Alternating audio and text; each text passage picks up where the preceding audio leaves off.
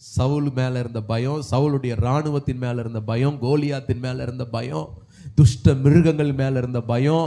இப்போ போதா குறைச்சலுக்கு காத்தூர்ல போன பிறகு காத்தூர்ல இருந்ததான பெலிஸ்தியர்கள் எல்லாரும் பார்த்து சொல்றாங்க, இவன் தான் இஸ்ரவேலின் ராஜா, இவன் இங்கேயே ஒரே போட்டுருவான்னு சொல்றாங்க. அவங்க மேல இருந்த பயம். ஆகீசு பார்த்து சொல்றான், இவன் பைத்தியக்காரனா, இவனை எங்கிட்ட கொண்டு வந்துட்டீங்களான்னு சொல்லி ஒரு துஷ்டனை போல என்ன அண்டர் எஸ்டிமேட் பண்ணி ட்ரீட் பண்றான். அவன் மேல இருந்த பயம். அல்லேலூயா சொல்லுங்க. இவன் எல்லா பயத்தின் நடுவே என்னை எல்லா பயத்துக்கும் அவர் என்ன பண்ணிட்டாரு, என்னை நீங்களாக்கி, சொல்லுங்க, நீங்களாக்கி கொண்டிருக்கிறான்லாம் பாடல, அவர் நீங்களாக்கி விட்டுட்டாரு.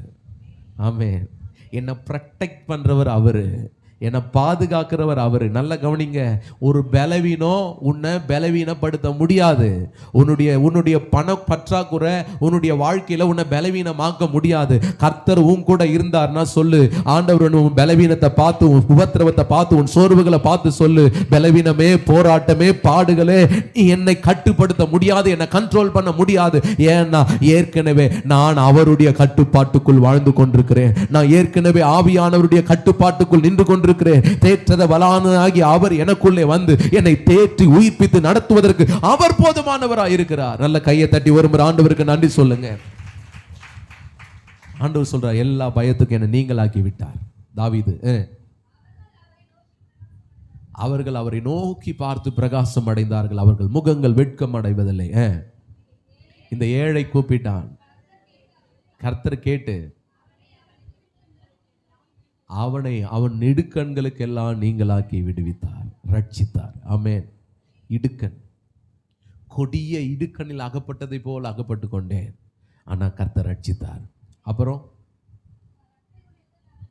கர்த்தருடைய தூதன் அவருக்கு பயந்தவர்களுக்கு சூழே பாளையம் இறங்கி அவர்களை விடுவிக்கிறார்.